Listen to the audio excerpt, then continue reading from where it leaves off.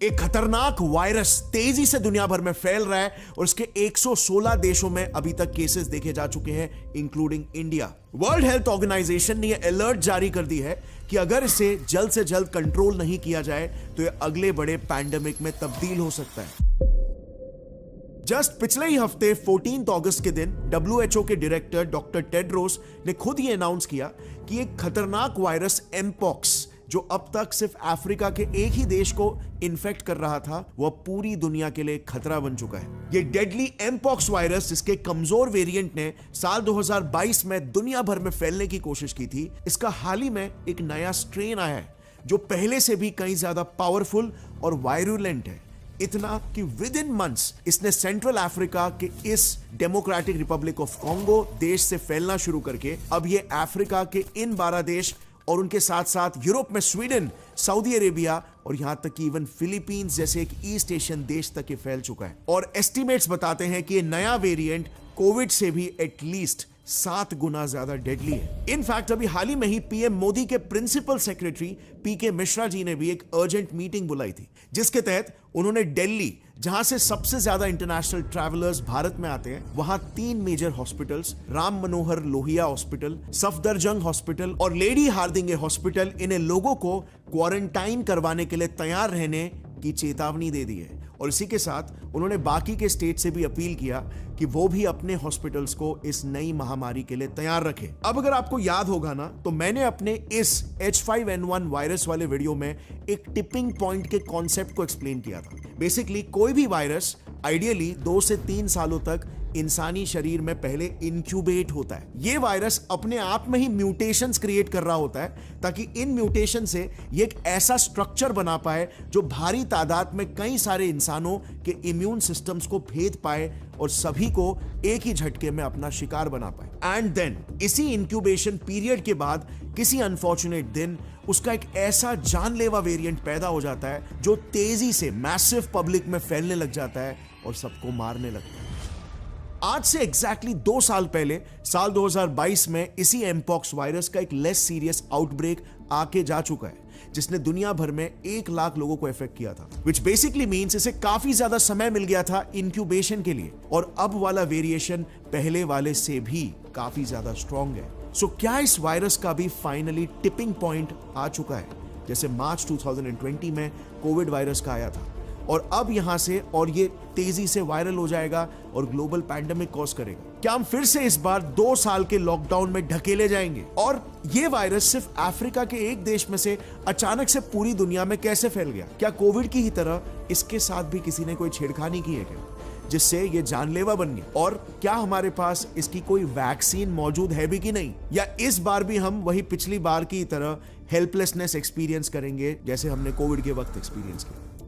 आज इन्हीं सभी सवालों के जवाब मैं इस वीडियो में पूरे साइंस के साथ एकदम आसान भाषा में आपको एक्सप्लेन करूंगा। So let's begin.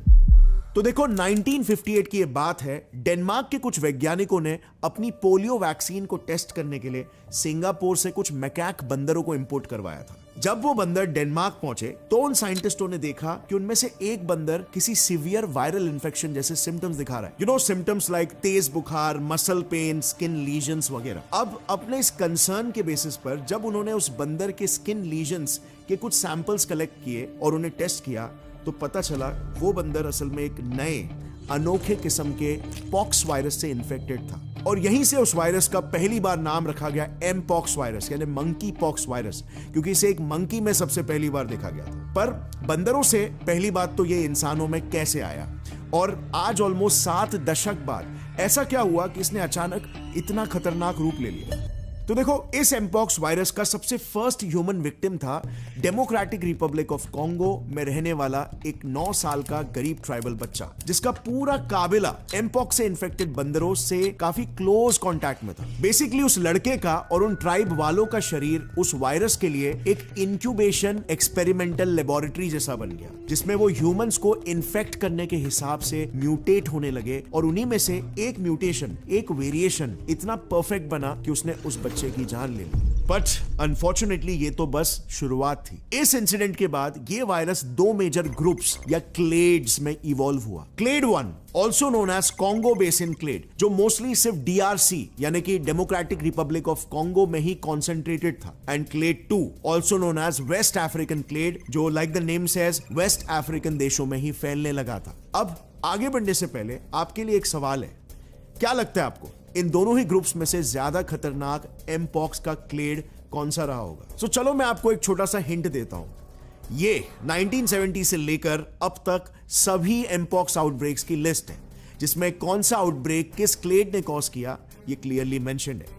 अब मुझे बताओ, नेचुरली आप सोच रहे होंगे कि क्लेड 2 ज्यादा खतरनाक है क्योंकि सबसे ज्यादा आउटब्रेक्स उसी ने कॉज किए और वही ज्यादा देशों में फैला है, इवन इन इंडिया। बट यहीं पर आप गलत हो।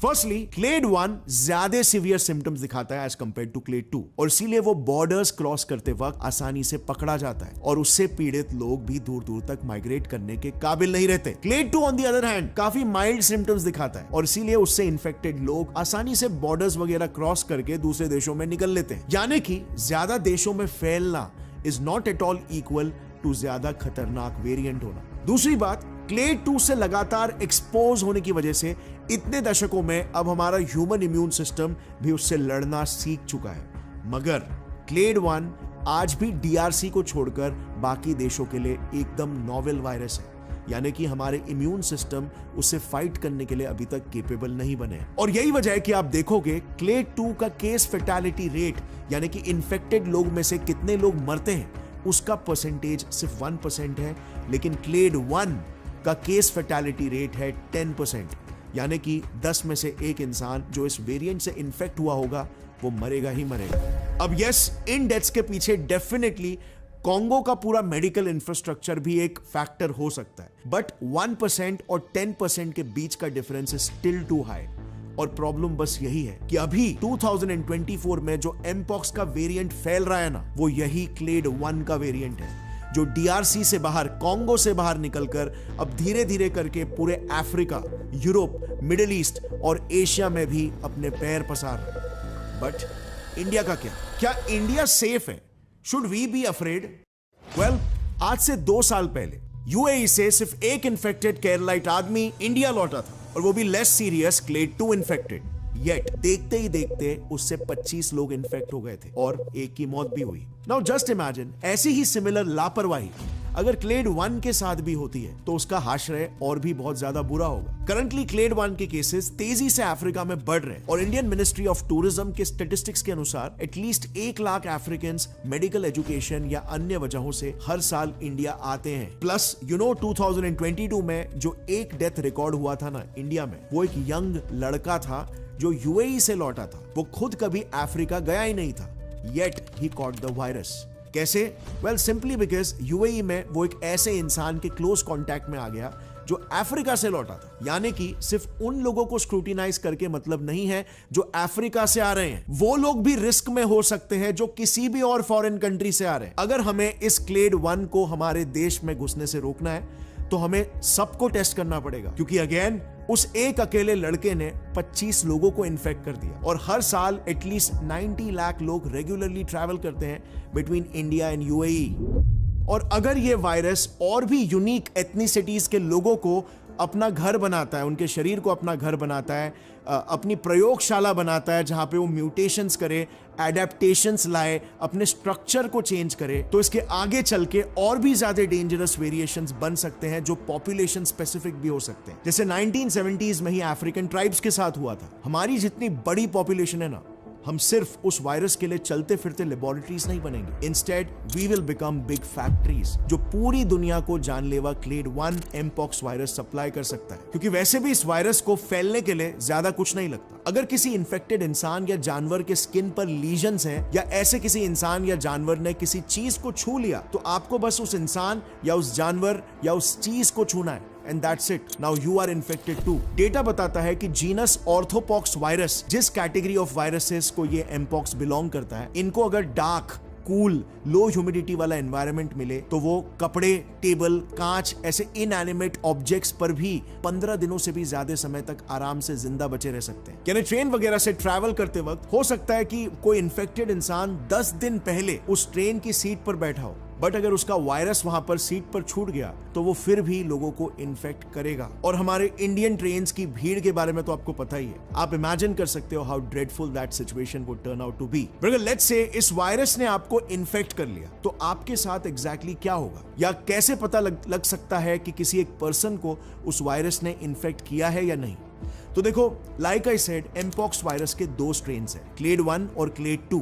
लेकिन इनमें एक चीज अच्छी है कि इनके सिम्टम्स बिल्कुल सेम ही होते हैं, बस सिवियरिटी का फर्क होता है। क्लेड 1 के सिम्टम्स ज्यादा सीरियस और डेडली होते हैं और क्लेड 2 के थोड़े कम। दोनों ही केसेस में वायरस के कांटेक्ट में आने से लेकर फुल ब्लोन इन्फेक्शन बनने तक आपका शरीर मेजरली 3 स्टेजेस से गुजरता है। Stage number 1, incubation period. Stage number 2, prodrome. और स्टेज नंबर 3, रैशिंग। इंक्यूबेशन पीरियड के दौरान वायरस आपके बॉडी में एंटर करता है और बॉडी में अडेप्ट होने और मल्टीप्लाई होने की कोशिश करता है। यह पीरियड जनरली 1 से 2 हफ्तों तक रहता है और इस दौरान बॉडी में कोई भी सिम्टम्स नजर नहीं आते। यानी कि इस पीरियड में हो सकता है कि आपके शरीर में ऑलरेडी वो वायरस बैठा हो और आपको पता भी नहीं है। प्रोड्रोम स्टेज जो आता है वो काफी खतरनाक है। इस स्टेज में आपको एमपॉक्स के अर्ली सिम्टम्स दिखना शुरू हो जाते हैं, जैसे कि फीवर, थकान, वीकनेस, हेडेक, गले में सूजन, कफ, जो कि किसी भी वायरल इन्फेक्शन में दिखता है। अच्छा, इसमें सिर्फ एक चीज जो एक्स्ट्रा दिखाई देती है, जो अन्य किसी वायरल इन्फेक्शन में नहीं दिखाई देती, वो है लिम्फेडिनोपैथी या सिंपली स्वोलन लिम्फ नोड्स।